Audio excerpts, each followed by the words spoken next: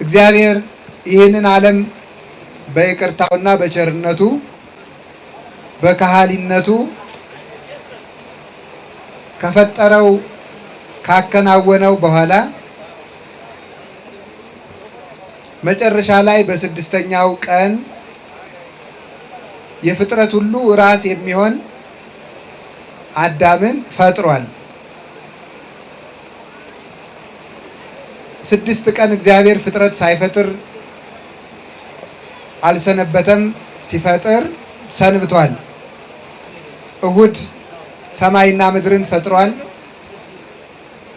መኖሪያ ሳይሰራ ኗሪ አይመጣምና የሚኖሩ ፍጥረታትን ከማምጣቱ በፊት መኖሪያ የሚሆኑ ሰማይና ምድርን እግዚአብሔር አዘጋጅቷል።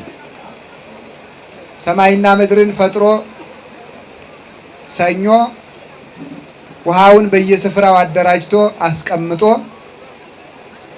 ለማክሰኞ ፍጥረት ሰኞ አዘጋጅቶ ለረቡዕም ፍጥረት ሰኞ አዘጋጅቶ ለሐሙስም ፍጥረት ሰኞ አዘጋጅቶ በኋላ እግዚአብሔር ፍጥረትን ፈጠረ። እሁድ ሰማይና ምድርን ፈጥሯል። ሰኞ ውሃውን ሰብስቦ ከአራት ከፍሎ አዘጋጅቶታል።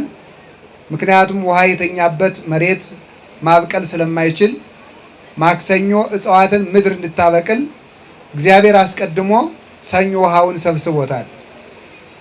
ረቡዕ ፀሐይ፣ ጨረቃ፣ ከዋክብትን የሚፈጥር ስለሆነ እነሱ የሚመላለሱበት የብርሃን ሜዳ፣ የብርሃን ሰሌዳ፣ የብርሃን ሀገር ጠፈር ስለሚያስፈልግ ስለዚህ እግዚአብሔር አስቀድሞ ውሃውን አርግቶ እሳትና ውሃ፣ ሙቀትና ቁር ወይም ቅዝቃዜ መስተጻረራን መስተቃረን ሆነው ሳሉ የሚቃረኑ ሆነው ሳሉ መስተቃረናን ሆነው ሳሉ የሚቃረኑ የሚጣሉ ናቸው።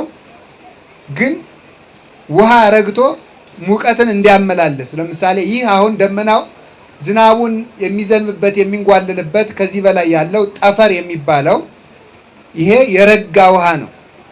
ሰማይ ማለት ስዕለ ማይ ማለት ነው። የረጋ ውሃ ነው። ውሃውን አረጋና ውሃ ለእሳት ጠላቱ ነው፣ ያጠፋዋል። እሳት ለውሃ ጠላቱ ነው፣ ያፈለዋል፣ ያደርቀዋል። እግዚአብሔር ካለ ግን አብሮ ያኖራቸዋልና በሃይማኖትና በእግዚአብሔር ቸርነት የማይቻል ነገር የለም። እግዚአብሔር ቻሉ ካለ የማይቻል ነገር እግዚአብሔር አሸናፊ ነው የሚባለው መዋኤ ተፈጥሮ ስለሆነ ነው። ከተፈጥሮ ሕግ በላይ ሁሉ አሸንፎ ፍጥረት ያለ ስርዓቱና ያለ ሕጉ ያለ ኃይሉ ያለ አቅሙ እግዚአብሔር ሲያዘው ሁሉን ይችላል። ስለዚህ ውሃውን አረጋው። የፀሐይን ሙቀት አመላልስ፣ ከዋክብትን ይመላለሱብህ፣ ጨረቃ ይመላለስ። ማክሰኞ ከረጋው የረጋውን ውሃ ውሃውም አንዱን አርግቶ እዚህ ላይ አድርጎ አንዱን ከዚህ በላይ ሰቅሎ አንዱን ለመሬት እንደ መቀነት አስታጥቆ አንዱን ከምድር በታች አድርጎ ከጨረሰ በኋላ ማክሰኞ እግዚአብሔር ደመናትም የተፈጠሩ በዕለተ ሰኑይ ነው። እግዚአብሔር የሰሜኑን ነፋስ ወደ ደቡብ፣ የደቡብን ነፋስ ወደ ሰሜን፣ የምስራቁን ነፋስ ወደ ምዕራብ፣ የምዕራቡን ነፋስ ወደ ምስራቅ ሲያነፍሰው ምድር በተቃጠለ ነፋስ ስትመታ ከዚያ ከተፈጠረው ተን ወይም ከሚተነው ደመና ተፈጥረዋል ማለት ነው። መብረቅም የተፈጠረው በዚሁ ጊዜ ነው። ከዚህ በኋላ እግዚአብሔር ለመሬት ውሃውን ካቀለልላት በኋላ ጠፈፍ ያለች ምድር ማብቀል ይቻላታልና በዕለተ ሰሉስ ታብቅል ብሎ አዘዛት። ይችን ምድር ሰውን አስመስሎ አዘጋጀ። አስሪቱን፣ አትክልቱን፣ እጽዋቱን፣ ዛፉን ሁሉ አዘጋጀ። በዕለተ ሐሙስ ከፍሎ ካስቀመጠው ባህር ውስጥ ከውሃ ምን አዘጋጀ? በዕለተ ረቡዕ ፀሐይ፣ ጨረቃ፣ ከዋክብትን በዚህ ሰማይ አብሩ። ምድር ያለ እጽዋት ትኖር ዘንድ አገባብ አይደለም። ጠፈርም ያለ ፀሐይ፣ ያለ ጨረቃ፣ ያለ ከዋክብት ትኖር ዘንድ አገባብ አይደለም። ሐሙስም ደግሞ ባህርም ብቻዋን መኖር የለባትም፣ እሷም ከተማ ናት፣ ነዋሪ ያስፈልጓታል ብሎ በምድር የሚሳቡ በእግራቸው የሚሽከረከሩ በክንፋቸው የሚበሩ በደመ ነፍስ ሕያዋን ሆነው የሚኖሩ 3 አይነት የባህር እንስሳትን እግዚአብሔር በዕለተ ሐሙስ ፈጠረ። ዓርብ ሐሙስ ማታ ለዓርብ ጠዋት ደግሞ በእግራቸው የሚሽከረከሩትን፣ በክንፋቸው የሚበሩትን፣ በልባቸው የሚሳቡትን የየብስ አራዊትን ሁሉ ፈጠረ። አሁን አንድ ነገር ቀረ። እነዚህን ሁሉ የሚያስተዳድራቸው ይህንን ዓለም እግዚአብሔር እንደ ቤት አድርጎ ፈጥሮታል። ይህንን ዓለም እንደ ቤት አድርጎ ስለሰራው አስቀድሞ ቤትን ሰርቶ የቤትን መጋጠሚያ ጉልላት መጨረሻ እንዲያመጡት ይህ ዓለም ቤት ነውና ይህንን ዓለም ሲሰራ ሰንብቶ እግዚአብሔር የዚህ ዓለም ቤትነት ጉልላት የሚሆን የሰውን ልጅ መጨረሻ አምጥቶ በላዩ ላይ አስቀመጠ። ሰው የፍጥረት ራስ ነው። የፍጥረት ራስ ነው። የሰው ራስ ደግሞ እግዚአብሔር ነው። ስለዚህ እግዚአብሔር ሰውን የፍጥረታት ገዢ አድርጎ ፈጠረው። ንግስናውን መጨረሻ በማምጣት ተናገረ። እንግዲህ አስተውሉ። ቤትን ሰርቶ ቤተ መንግስትን አዘጋጅቶ ዙፋን ሰርቶ ዘውድ አዘጋጅቶ በትረ መንግስት ልብሰ መንግስት አዘጋጅቶ ከዚያ በኋላ ከተሰራ ቤተ መንግስት ከተነጠፈ ዙፋን ከተዘጋጀ በትረ መንግስት ከተደራጀ ሰራዊት አግብተው በዙፋን አስቀምጠው በትረ መንግስት አስጨብጠው ልብሰ መንግስት አልብሰው ዘውድ አቀዳጅተው ንጉስን እንዲያኖሩት እግዚአብሔርም ለአዳም ቤተ መንግስት የምትሆንለትን ይችን ዓለም አስቀድሞ ሲያዘጋጅለት ሰነበረ። በኋላ በዕለተ ዓርብ እግዚአብሔር ሰውን አምጥቶ አነገሰው። ሰው ንጉስ ነው፣ ለባርነት አልተፈጠረም። ሰው ጌታ ነው፣ የጸጋ ጌታ፣ የጸጋ ንጉስ ነው፣ የጸጋ አምላክ ነው፣ ገዢ ነው። ስለዚህ ለአዳም ይህ ዓለም ለአዳም የተዘጋጀ ቤተ መንግስት ነው። ሰውን ሊገዛው የሚገባና የሚቻለው ማንም ፍጡር የለም ከፈጣሪው ከእግዚአብሔር በቀር ማለት ነው። ከእግዚአብሔር በቀር ነፃ ፍጡራን ነን፣ ገዢዎች ነን። ንጉስ በሌላው ነግሶ ይኖራል እንጂ በንጉስ ላይ የሚነግስና የሚሰለጥን ህዝብ ወይም ሰራዊት የለም። ይህንን ዓለም ልንገዛው ፈጥሮናል። ይህ ዓለም እንዲሰለጥንብን ግን አላደረገም። ስለዚህ ንጉስ ነን። የሰው ልጅ ኃጢአትን የሚጸየፍበት አቅምና ኃይል ብቃት ማግኘት የሚችለው የገዛ ክብሩን ሲያውቅ ነው፣ ሲረዳ ነው። ለእኔ ይህ አይመጥነኝም ወደዚህ አልወርድም ማለት የሚችለው ክብሩን ሲያውቅ ልልናውን ሲያውቅ ነው። ንጉሱ በተራ ሰፈር፣ በተራ ቤት፣ በተራ ቦታ አይገኙም። ተርታ ጨዋታ አይጫወቱም። ተርታ ምግብ አይቀርብላቸውም። በተርታ ነገር አይታሙም፣ አይገኙም። በከበረ ቤት፣ በከበረ ንግግር፣ በከበረ ኑሮ ይኖራሉ። ክቡር ክቡር ነገር በመስራት ንጉስ ይታወቃል። ሰው ንጉስ ነው። ተራ ነገር አይመጥነውም። እንደ እንስሳት ምግብ አይበቃውም። እንደ አራዊት ምግብ አይበቃውም፣ አይመጥነውም። በልቶ ጠጥቶ አንቀላፍቶ ተኝቶ አድሮ መልሶ መሞት የሰው ክብሩ አይደለም። ሰው ንጉስ ነው። ከዚያስ ምን አደረገ? ሰው የእግዚአብሔር ወዳጅ ነው። አርከ እግዚአብሔር ነው። አስቀድሞ እግዚአብሔር ሰው ለወዳጁ ድግስ ሲደግስ የለፋበትን ቆላ ወርዶ ደጋ ወጥቶ የለፋበትን ነገር ወዳጁን ጠርቶ በሞት ይብላልኝ በሞት ይጠጣልኝ ብሎ ይመግበዋል። እግዚአብሔር ለወዳጁ ለአዳም 6 ቀን ደገሰ። ያውም በካሌ ሁሉ በቅዱስ እግዚአብሔር በእግዚአብሔር እጅ ይህ ዓለም ለእኛ የተደገሰ ድግሶች ነው። የገዛ ራሳችን ካላስራብን በስተቀር ዓለም ሁሉ ለእኛ ምግብ ይሰጣል። ጨረቃ ብርሃኗን ትመግባለች፣ ፀሐይ ሙቀቱን ይመግባል፣ ከዋክብት ይመግባሉ፣ ጽጌያት መዓዛቸውን ይመግባሉ፣ አዝርዕት ፍሬያቸውን ይመግባሉ፣ ደመና ዝናሙን ይመግባል፣ ውሃው ይመግባል፣ ጤዛው ሁሉ ጠልን ይመግባል፣ በረዶ ይመግባል፣ እንስሳት አራዊት ወጥተው ወርደው ታዘው ይመግባሉ። የሰውን ልጅ መብረቁ ይመግባል። መብረቅ ብልጭ ባለ ጊዜ አርግዘው የነበሩ እጽዋት የሰው ሲደነግጥ በእጁ የያዘውን ዕቃ እንደሚጥለው ሁሉ እጽዋት ይፈነድቃሉ፣ ያብባሉ። መብረቁ ለእኛ ጥቅም የተፈጠረ ነው። መላእክት እኛን ይመግባሉ። ወጥተው ወርደው ድካም ሳይኖርባቸው ከነፋስ በፈጠነ ፍጥነት ከእሳት ይልቅ በረቀቀ ኃይልና ግርማ ቅዱሳን መላእክት እኛን ይጠብቃሉ። እግዚአብሔር 6 ቀን ደገሰልን። 6 ቀን ቤተ መንግስት አዘጋጀ። ወተከለ እግዚአብሔር ገነተ ኤዶም እንተ ምስራቅ አለ ምድር። እግዚአብሔር ከምድር በስተ ምስራቅ በኩል አትክልት ያለባትን ገነትን ተከለ። አዎ በቃ ገነቱን ተክሎ አዳምን ወደዚያ አስገባው። ሀበተ ርኅወ ገነት ወሀበተ ነጽፈ ዕረፍት፣ ከተከፈተ ገነት ከተነጠፈ ዕረፍት አዳምን በልጅነት አክብሮ አስገባው። ራሱን አስመስሎ የሰው ልጅ ፈጠረው። አዋቂ አድርጎ የገዛ መልኩን ሰጥቶ በአብ አዋቂ አድርጎ በወልድ ነባቢ አድርጎ በአምሳል በመንፈስ ቅዱስ አድርጎ አሰልጥኖ የሰው ልጅ ፈጠረው። በአእምሮ ሁሉ እንዲያውቅ እንዲደሰት አድርጎ ፈጠረው። እንዲደሰት ታውቃላችሁ፣ እንስሳት መደሰት አይችሉም፣ መጥገብ ነው የሚችሉት። ደስታ ለሰው ልጅ የተሰጠ ጸጋ ነው። እንስሳት አይደሰቱም። ሰጣቸው ምግብ ሰጣቸው ይጠግባሉ እንጂ አይደሰቱም። ደስታ የሰው ልጅ ጸጋ ነው። አንክሮ የሰው ልጅ ጸጋ ነው። እንስሳት አያደንቁም። ማድነቅ ተሰጥቶናል። መመርመር ተሰጥቶናል። ማወቅ ተሰጥቶናል። አሁን 6 ቀን ደገሰ እግዚአብሔር። መጨረሻ ወዳጁን አዳምን አምጥቶ በተዘጋጀ ድግስ ላይ በማይነጥፍ ፍስሐ ዘይቱ ዘቦቱ በሚባልለት መንጠፍ ወይም ደግሞ መድረቅ በሌለበት የፍስሐ የደስታ ሀገር የሰውን ልጅ አድርጎ አምጥቶ ፈጠረው። ለክብረ አዳም እግዚአብሔር ገባሬ ሰማያት ወምድር የሚሆን ሕያው እግዚአብሔር ግሩማን መላእክት በፊቱ ዓይኑን ያዩት ዘንድ የማይቻላቸው ድምፁን ይሰሙ ዘንድ የማይቻላቸው በፊቱ የሚደነግጡለት እሳት ይውህዝ ቅድሜሁ አይላፋ አይላፋት ይትላአክው ይላል ዳንኤል ምዕራፍ 11 ላይ።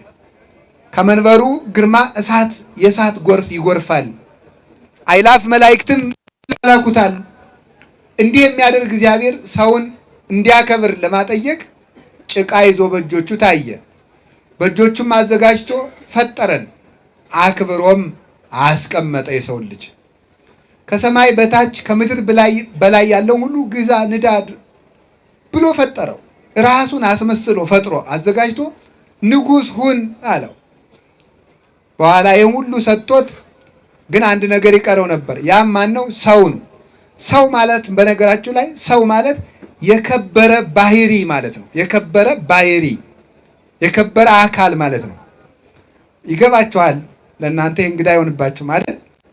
አይደል? አዎ፣ ጥሩ ነው። ሊቃውንቱን አላልኩም እናንተን ነው። ይገባችኋል አይደል? ምኑ ነው የሚገባችሁ? ከገባችሁ ትምህርቱን ላቁም ማለት ነው። ስለዚህ ሰው ማለት የከበረ ባህሪ ነው ብለናል። ምንድነው የከበረ ባህሪ ማለት? የከበረ አካል ማለት ነው። አካል ማለት ዘያክል በቂ ማለት ነው። በቂ ለማየት የሚበቃ ዓይን፣ ለመስማት የሚበቃ ጆሮ፣ ለመጨበጥ የሚበቃ እጅ፣ ለመዳሰስ የሚበቃ እግር፣ ለማሰብ የሚበቃ ልብ፣ ለማሰላሰል የሚችል ሕሊና፣ በቂ ፍጡር ማለት ነው። አካል ማለት በቂ ማለት ነው። ስለዚህ የሰው ልጅ በቂ ነው፣ ውብ ነው። እግዚአብሔርን ከመምሰል በላይ መልክ ስለሌለ የሰው ልጅ በቂ ውብ ነው። እንዲያውም ሰሎሞን ምን ይናገራል? እኔ በምድር ላይ ይላል እግዚአብሔር ሰዎችን መልካም አድርጎ እንደፈጠራቸው በምድር ላይ ያየሁት መልካም ነገር ይህ ብቻ ነው ይላል። የእግዚአብሔር ሰው የእግዚአብሔር መልክ ነው፣ ውብ። ኢትወስክ ህብረ በዲበ ህብርከ ዘወሀበከ እግዚአብሔር አመ ፍጥረትከ ያሉት ለዚህ ነው። እግዚአብሔር በተፈጠርክ ጊዜ በሰጠህ መልክ ላይ መልክ አትጨምር። አስመስሎ ስለፈጠረ ከዚህ በላይ ምን መልክ ያስፈልግሃል? የውበት መጨረሻ እግዚአብሔር ነው። የመልክ መጨረሻ እግዚአብሔር ነው። የማየት መጨረሻም እግዚአብሔር ነው። ሰው ሀገር ሊያይ ይናፍቃል፣ ዘመድ ሊያይ ይናፍቃል፣ ቤት ሊያይ ይናፍቃል፣ እውቀት ሊያይ ይናፍቃል፣ መልአክ ሊያይ ይናፍቃል፣ ሰማይ ሊያይ ይናፍቃል። እግዚአብሔርን ሲያይ ያርፋል ልቡ። የማየት መጨረሻ የማየት ጥጋብ እግዚአብሔርን ማየት ነው። እስመ ዘበኀቤከ ያርፍ ነጽሮተ ኩሉ ነባብያን፣ የአይኳታያን መላእክት የነባብያን የደቂቀ አዳም ሁሉ ሕሊና አንተን አይቶ ይጨርሳል። እግዚአብሔርን አይቶ አይን ያርፋል። አይን የሚያርፈው እግዚአብሔርን ሲያይ ነው። ለዚህ እኮ ነው አይተን የማይበቃል አይደል? ወጣቶች ስንቱን አያችሁት? በቅቷቸዋል? ስንት ፊልም አይታችኋል? ግን አልረካችሁም። ስንት ድራማ አይታችኋል? ግን መርካት አልተቻለም። ስንት መልክ አይታችኋል አይደል? አላያችሁም? ግን ጠግባችኋል። ነገም ማየት ትፈልጋለች። በጣም እኮ ነው የሚያደንቀው። በተለይ ፌስቡክ እና ኢንተርኔት፣ ጉግል እነዚህ ዘመዶቻችሁ እነዚህ እያዩቸው ማየት ይፈልጋሉ። እንግዲህ የተማሩ ሰዎችም እንደሚሉት ሰዎች ፌስቡክ እና ኢንተርኔትን አይተው እንዳይጠጉ በሚያማልሉ ብርሃናት ተቀምመው የተሰሩ ናቸው። ከ16,000 በላይ ቀለማት ኢንተርኔት ውስጥ አሉ። የስሉን አየን። አይናችን ለምን አያርፍም ካላችሁኝ እግዚአብሔርን እስኪያይ ድረስ አያርፍም። እሱን ሲያይ ግን ያርፋል። ንዑን ራእዮ ለወልደ መንክራት፣ ድንቅን የሚያደርግ ወልደ እግዚአብሔር ክርስቶስን ኑ እንየው ይላል አረጋዊ መንፈሳዊ። ክርስቶስን ያየን ዕለት አይናችን ያርፋል፣ ይጨርሳል። አልሰማችሁትም እንዴ? ስምዖን አረጋዊ ያለውን ይዜ ትስዕሮ ለገብርከ፣ ባሪያህን ዛሬ ታሰናብተዋለህ። እስመ ርዕየ አዕይንቴ አድኅኖተከ፣ አይኖቼ ማዳንህን አይተዋልና በቃኝ። አንተን ከማየት ወዲያ እድሜ ስለምን መኖር ስለምን? ክርስቶስን ከማግኘት ወዲያ ምን ያሻል? ምንም። በሱ ሁሉ ስላለ ማለት ነው። ክርስቶስን አይቶ አይን ያርፋል። ክርስቶስን ሰምቶ ልብ ያርፋል። ክርስቶስን በልታ ነፍስ ትጠግባለች። ይሄ እስኪሆን ድረስ ግን ነፍስ ጉዞዋን አትፈን። ነፍስ እናቷ ሩቅ አገር እንደሄደባት ልጅ ናት። ነፍስ እናቱ ወጣ ጥላው ሄደች ልጅ ብታልታልሉት እያገረሸ ማልቀሱን አይተውም። እንካ ዳቦ ጎሽ ጎሽ ጎሽ ጎሽ ብለን ብንሰጠው ትንሽ ቆይና እናቱን ሲያስታውስ ማልቀስ። ጎሽ ጎሽ አይዞ አይዞ አይዞ ይችን ሻይ ጠጣ፣ እናቱ ትዝ ስትለው ማልቀስ። እንካ እንካ ይችን ቀለበት ያዛትና ተጫዋት፣ ጎሽ ትመጣላለች። ደግሞ እናቱን ሲያስታውስ ማልቀስ። ነፍስ እንደዚያ ናት። በመጠጥ ብታታልላት እግዚአብሔር ትዝ ሲላት ማንቆረሊናህን ስጠኝ፣ እግዚአብሔርን አምጣልኝ ነው፣ እናቴን አባቴን። አንተ አቡነ ወአንተ እምነ ይላል ቅዱስ ያሬድ። አንተ አባታችን ነህ፣ አንተ እናታችንም ነህ ይላል። እሱ አባታችን እናታችን ስለሆነ ነፍስ እናቷ እንደጠፋቻት ልጅ እንደጠፋችው ልጅ እግዚአብሔርን ካላስገናኘናት ብር ብንሰጣት፣ ምግብ ብንሰጣት፣ ልብስ ብንሰጣት፣ ሹመት ብንሰጣት፣ ሀገር ብንሰጣት፣ ቤት ብንሰራላት በፍጹም የነፍስ ጥያቄ አይመለስም። ሕሊናችን ስለዚህ ምን አያገኝም? እረፍት አያገኝም ማለት ነው። እግዚአብሔርን ስናይ ግን ነፍሳችን ማረፍ ይጀምራል። እግዚአብሔርን ማሰብ ልብን ጸጥ ያደርገዋል። ተዘከርክዎ ለእግዚአብሔር ምንድን ነው? ወተፈሳይኩ፣ እግዚአብሔርን አሰብኩት ደስ አለኝ ይላል ቅዱስ ዳዊት። እግዚአብሔርን ማሰብ በራሱ ደስታን ይሰጣል። ፍስሐ ኩሉ ዓለም ስለሆነ እሱ ደስታን ሁሉ የሚሰጥ እሱ ስለሆነ ራሱም ደስታ ስለሆነ ማለት። እንዲያውም እኮ ሃይማኖት የሌላቸውን ፈላስፎችና ሳይንቲስቶችን እግዚአብሔር ለመኖሩ የምንረካቸው የሰው ደስታ ለምን አያልቅም ብለን ነው። የሰው ደስታ የማያልቀው ደስታ የሚሆን ሌላ የሆነ ኃይል ስላለ ነው። ያም ሕያው እግዚአብሔር ነው። ለዚህ ነው ቅዱስ ጳውሎስ እብለክሙ ተፈስሑ ዘልፈ በክርስቶስ፣ እላችኋለሁ ሁልጊዜ በክርስቶስ ደስ ይበላችሁ ይላል። ስለዚህ የሰው ልጅ የተፈጥሮ ክብሩ እግዚአብሔራዊነት ነው። እንዲህ አድርጎ ፈጥሮ መጨረሻ ላይ በምድር ላይ ሰውን እግዚአብሔር ራሱ ይገርማል እኮ ሰውን ፈጠረና አረፈ። ይገርማል። እግዚአብሔር ምን አድርጎ አረፈ ብትሉ ሰው ፈጥሮ አረፈ። ሰው ሲገኝ እግዚአብሔር ራሱ አልፏል። አሁን ዛሬ ማረፍ ያቃተን እኮ ሰው አተን ነው። ሰው ብናገኝ እናርፋለን። እግዚአብሔር ሰውን ሲፈጥር ቅዳሜ አረፈ። በቃ ሰው ሲገኝ እረፍት ይመጣል። የፍጥረት ክብር የሆነ የሰው ልጅ ሲገኝ ሰውን ፈጠረ፣ አረፈ። ለዚህች ዓለም ክብሯ እንስሳት አራዊት አይደሉም። ለዚህች ዓለም ክብሯ ሰው ነው። ደመና አይደለም፣ አበባ አይደለም፣ ኮከብ አይደለም፣ ጨረቃ አይደለም፣ ፀሐይ አይደለም፣ ምድር አይደለም፣ ጠፈር አይደለም። ለዚህ ዓለም ክብሩ ሰው ነው። ሰው ሲጎሰቁል ዓለም ትጎሰቁላለች። ሰው ሲበራ ዓለም ትበራለች። ሰው ሲሻሻል ዓለም ይሻሻላል። ዓለም ደግሞ ዛሬ ገልብጠዋለች። ሰውን እየገደለች ዕቃ ታሻሽላለች። አይገርማችሁ? ቴሌቪዥን እየተሻሻለው ምን ደርሷል? ኮምፒውተር እኔ ስሰማ ነው፣ እውቀት የለኝም በዚህ ጉዳይ። ስሰማ ኮምፒውተር አሉ በጣም ትልቅ 100 ዚንጎ ቆርቆሮ ነበር የሚያህል አሉ ድሮ። እንዲህ እኮ ይገርማል እኮ። ሲሻሻል ደግሞ 50 ዚንጎ አክሏል መሰለኝ። ከዛ እያለ አሁን ምን ሆነ? ላፕቶፕ ሆነ።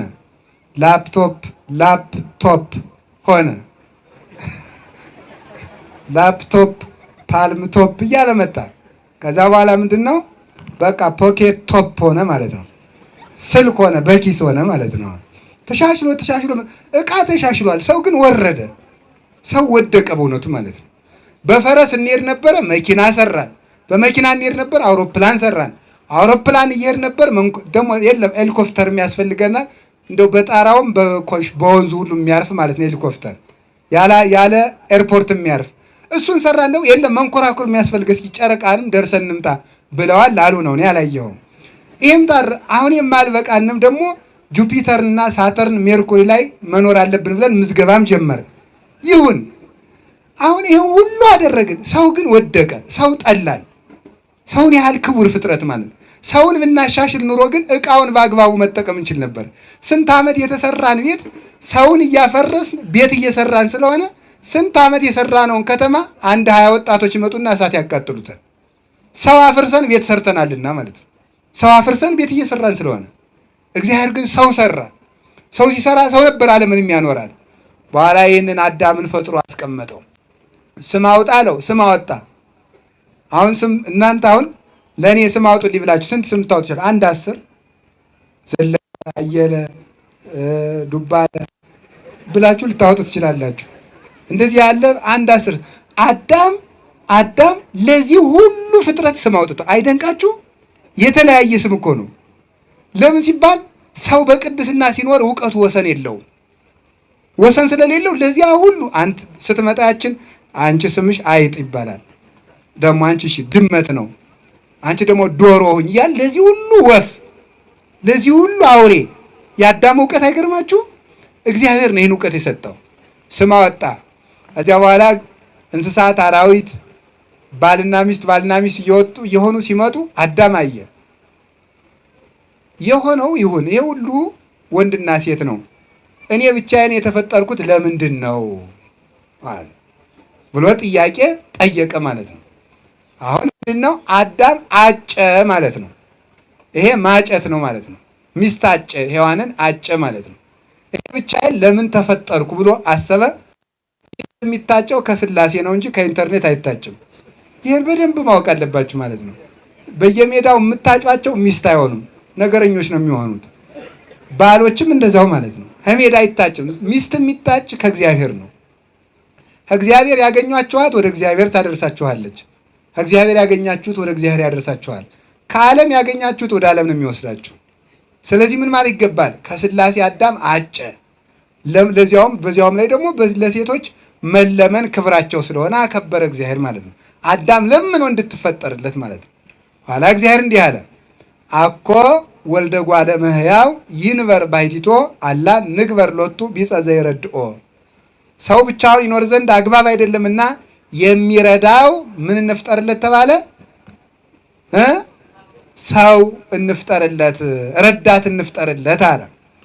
ከዚያ በኋላ እግዚአብሔር ለአዳም መካከለኛ እንቅልፍ አኖሮ አምጥቶ ከጎኑ አጥንት ወስዶ ሔዋንን የ15 ዓመት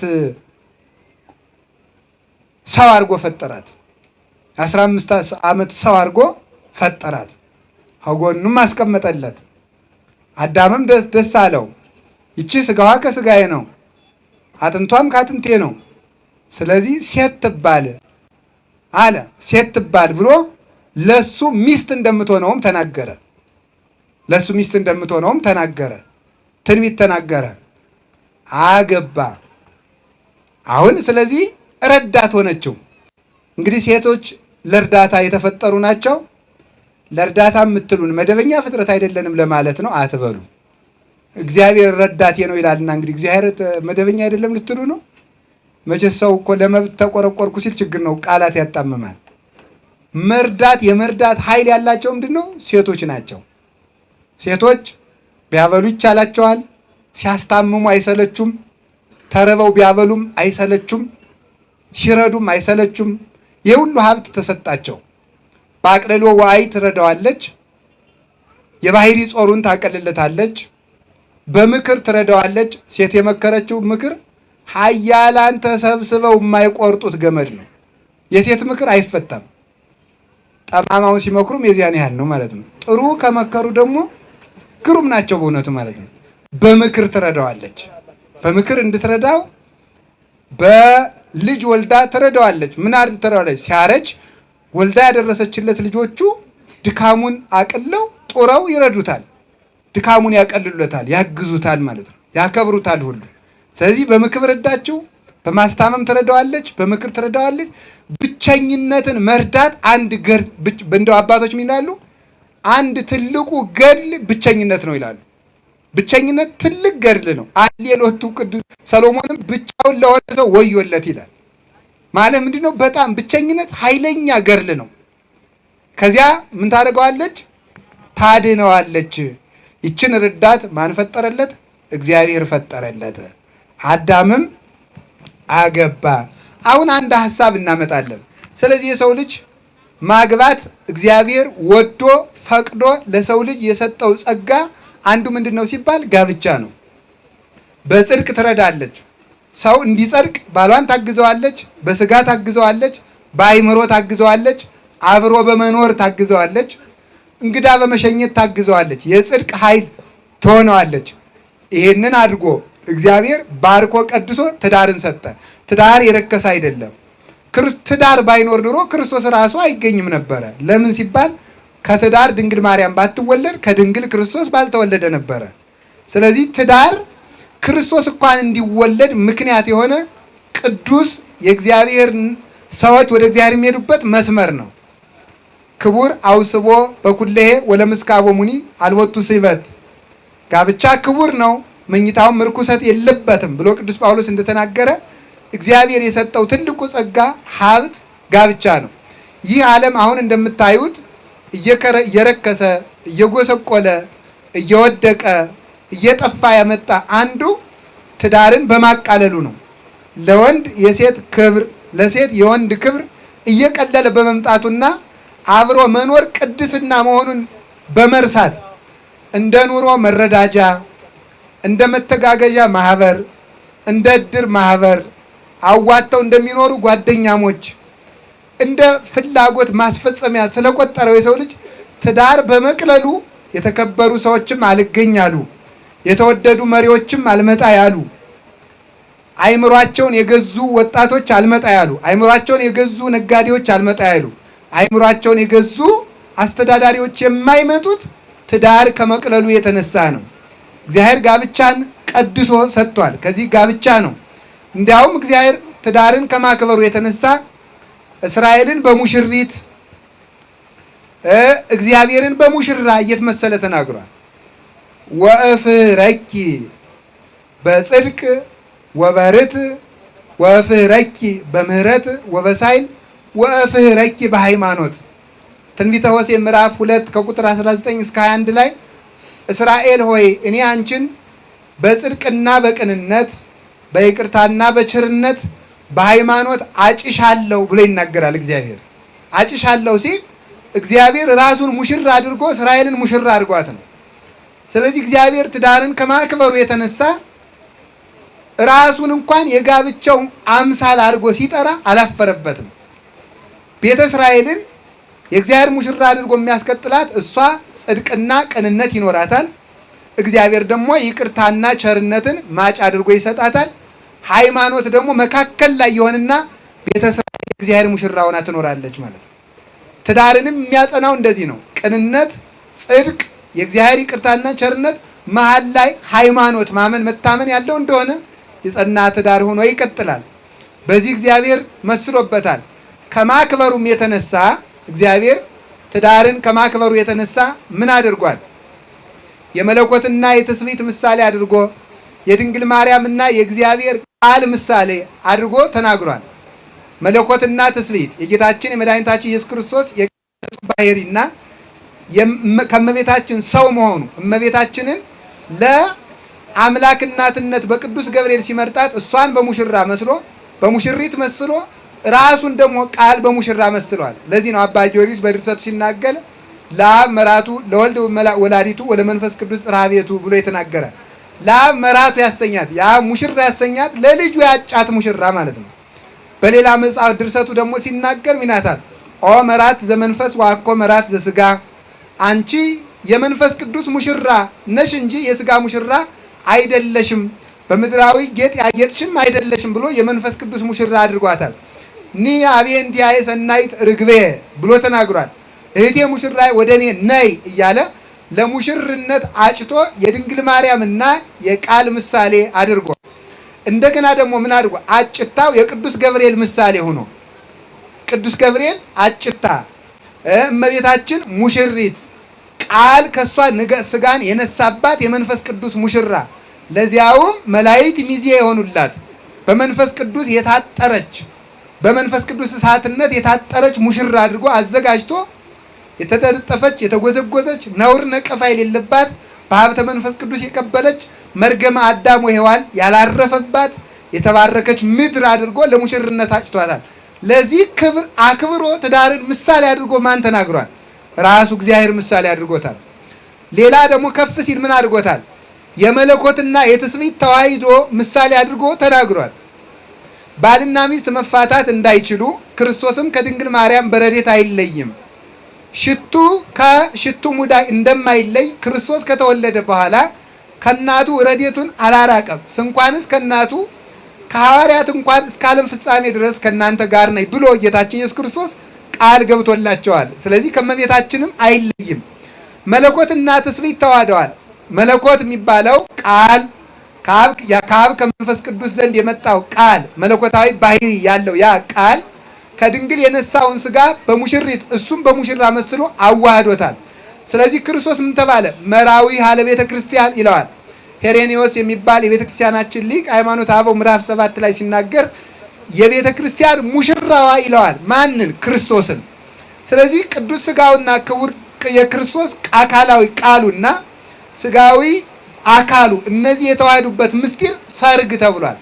የክርስቶስ ሰርጉ መቼ ነው ሲባል ተዋሂዶ የተፈጸመበት መጋቢት 29 ቀን የተጸነሰበት ቀን ያ የሙሽርነት ቀን ነው።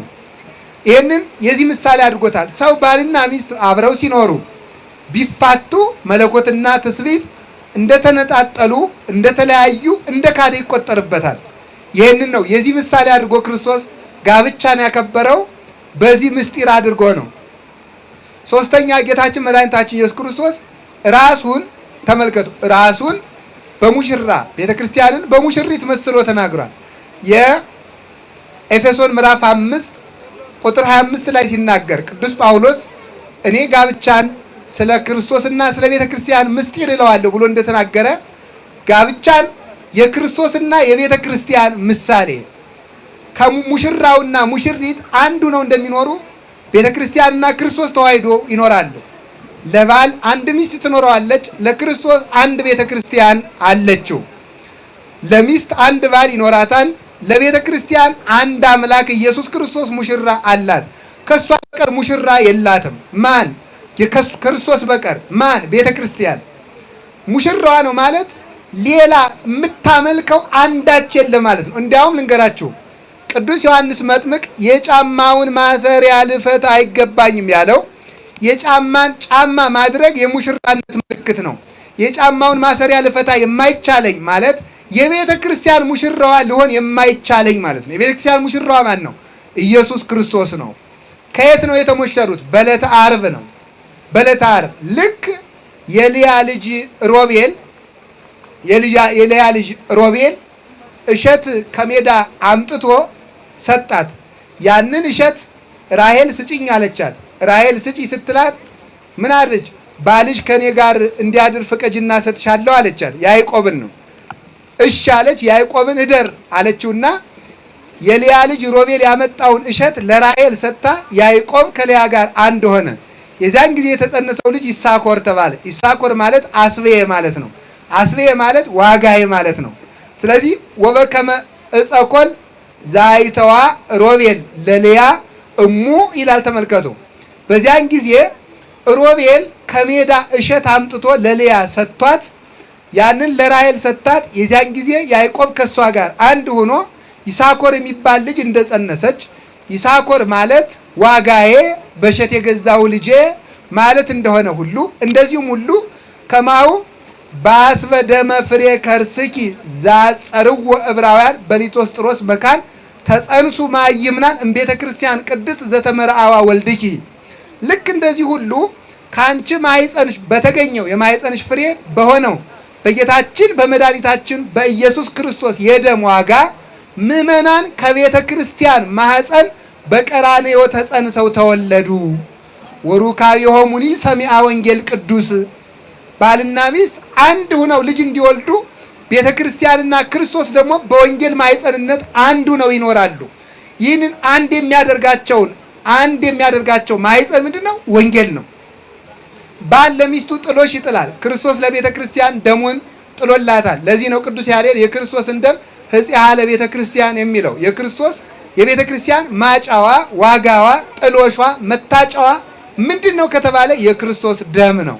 ለዚህ ነው ቅዱስ ጳውሎስ ወአንዘ ፈሐርኩክሙ ለአሐዱ ምት፣ እኔ እንደ ንጹሕ ድንግል እንደ ንጽሕት ድንግል ለአንድ ሙሽራ አጫችኋለሁ፣ ያም ሙሽራ ኢየሱስ ክርስቶስ ነው ይላል።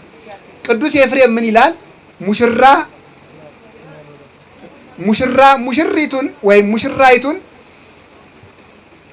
አንድ ባል ሚስት አግብቶ ያችን ሚስቱን ሌላ ወንድ ቢመኝበት እንደሚቀና ሁሉ እግዚአብሔር ምእመናን የእሱ ሙሽሮች ናቸውና አጋንንት በእነሱ ላይ ሲያድሩ ቀናተኛ አምላክ ነው። እግዚአብሔር ለሙሴ ሲነግረው እኔ ቀናተኛ አምላክ ነኝ ለምን አለ?